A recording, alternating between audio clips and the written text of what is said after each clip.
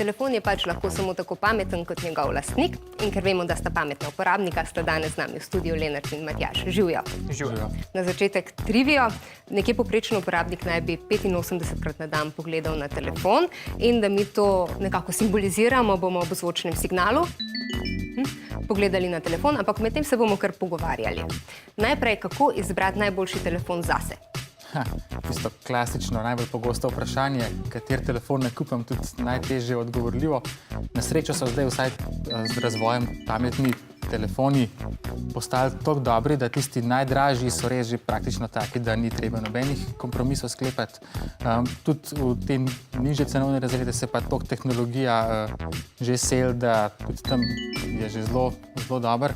Ampak pol pa pač izbereš, katere lastnosti so ti bolj pomembne. Ali je to, ne vem, boljši zaslon, ali več fotkaš recimo, ali ti trajanje baterije, vodotesnost, ali to, da telefon dobro izgleda, da je kovinski, ne vem, malo tako pogledaš, pa greš pa tudi malo prebrati na take strani, kot je recimo moja ali pa še kakšna druga, da vidiš, kakšni so nasveti in testi.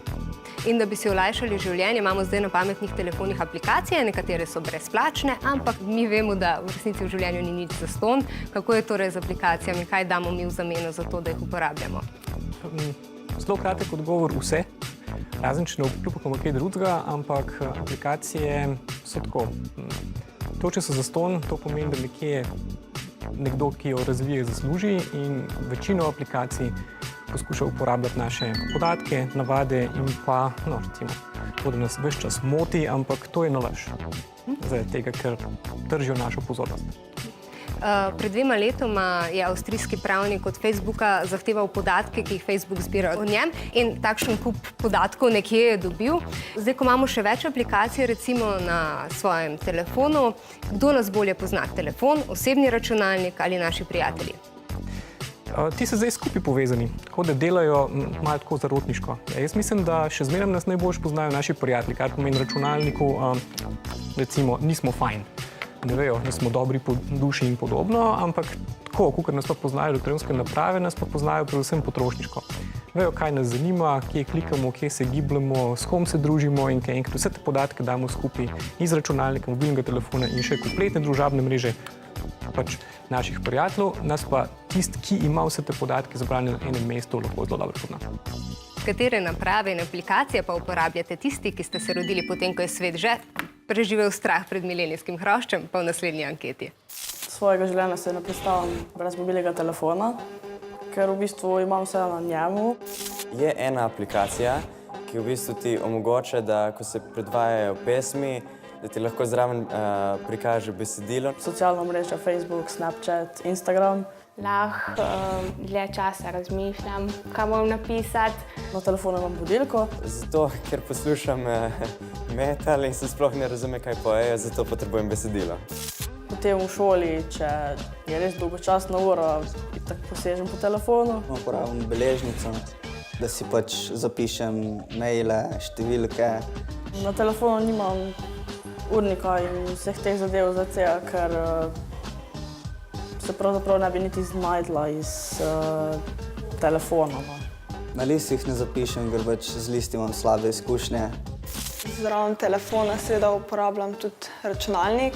Za šolske stvari, za Facebook, za YouTube. Za nalaganje stvari, slik, video, ki jih potem pač v Movie Makerju spremenim v kakšen filmček. No, telefon je v bistvu pač kul. Tako torej, mladi, katere 3 pametne aplikacije pa po vajnem mnenju odtehtajo to, da damo del svoje zasebnosti in podatkov? Ja, prva je tale, ki smo jo kar namestili, ki zdaj ne bo nič več motil in to je prav aplikacije Ne moti.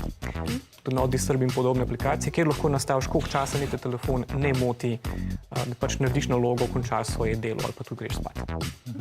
Ali pa kakšna aplikacija za recimo shranjevanje gesel. Jaz sam uporabljam OnePassword, pa so še kakšne druge. LastPass je pa še kakšna taka, da imaš noter nekje sploh, če imaš telefon s prstnim odtisom, da prideš varno noter do vsega spiska, vseh gesel, ki jih imaš za vse razne storitve. To bi bilo tudi zame koristno. Pa ena taka optimistična, ki jo vsem predlagam, ampak jo vem, da je težko uporabljati kakšna aplikacija kot je Signal in to je, da vsa vaša sporočila in tudi, če se kaj nespodobnega ali pa kaj takega pošiljate, da so zaščitena in niso poslana tako najprej v kakšne računalniške oblake, kjer to lahko dejansko upravitelj hrani za vse večne čase. In ne vem, če boste li hoteli gledati kakšne svoje tako romantično, pomanjkljivo oblečene fotografije čez 10 let. Tako da, če že pošiljamo z varno aplikacijo. Tako. Kaj pa je naslednji veliki boom na naših mobilnih napravah? Zdaj si ne predstavljamo več svojega mobilca brez fotoaparata. A bo šlo to naprej ali bo še kaj novega se dodalo? Zmeraj se kaj novega dodaja. Zdaj recimo tole precej razvijajo, sprav navidezno resničnost. Ena stvar, o kateri se tudi veliko govori, je umetna inteligenca pa te navidezni pomočniki na telefonih, da pač telefon vprašaš, da mi to pove, da mi sestanke vnes, pa ne vem, pelji me tja pa tako naprej. Katiziraj mi dan, Ja. rezerviraj mi in me opozori, če sem se kjer dvakrat zmenil. Ja, pa te hišni roboti, ki mu boš rekel, da hočem, ne vem, naroči mi pico, pa jo peče mogoče do vrat iskati. Še na bolj napredno je pa, da sploh ne boš več prosil, ampak bo enostavno vedel, kdaj ti hočeš imeti pico in ti bo kar naročil. Nam bi zdaj prišla prav ena aplikacija, ki bi nam lahko podaljšala čas pogovora v studiu, ampak žal je nimamo. Tako da gremo zdaj z retrolaverjem v čas, ko mobilnih telefonov še ni bilo oziroma je z njimi klical samo James Bond, pa mogoče Chuck Norris.